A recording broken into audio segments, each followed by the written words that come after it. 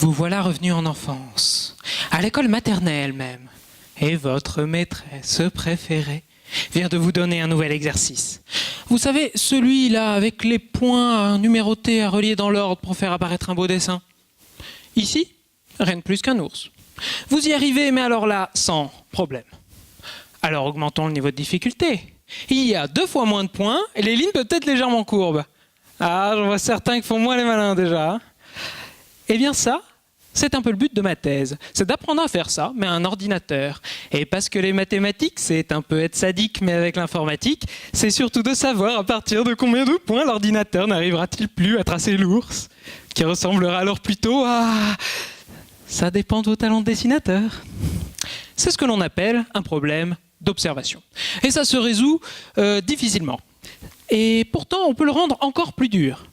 Imaginez que maintenant, ces points, ils bougent, ils se déplacent et voilà l'ours qui court. Ce n'est plus une image que nous devons reconstruire, mais un film. La tâche est encore plus ardue. Bon, vous me direz, quel intérêt à tout ça? Bonne question.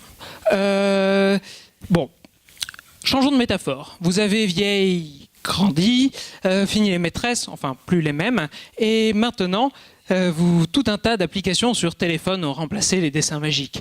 WhatsApp, Adopt un Make, Waze. Tiens, d'ailleurs, ça me fait penser, en parlant de GPS et de voitures, c'est le même problème que tout à l'heure avec l'ours. En observant le nombre de voitures qu'à certains endroits de la route, on aimerait le connaître partout. Nous voilà devenus trackers. On veut tout savoir. Où sont les voitures? Que font-elles? Où vont-elles? À quelle vitesse?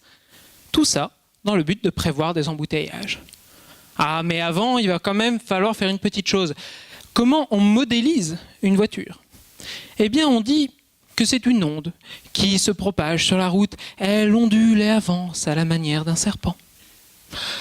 C'est l'équation de Burger.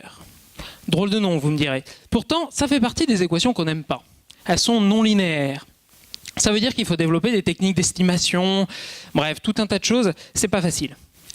Admettons qu'on y arrive. Eh bien, qu'est-ce qu'on peut faire maintenant? Eh bien, on peut agir. C'est la phase de contrôle.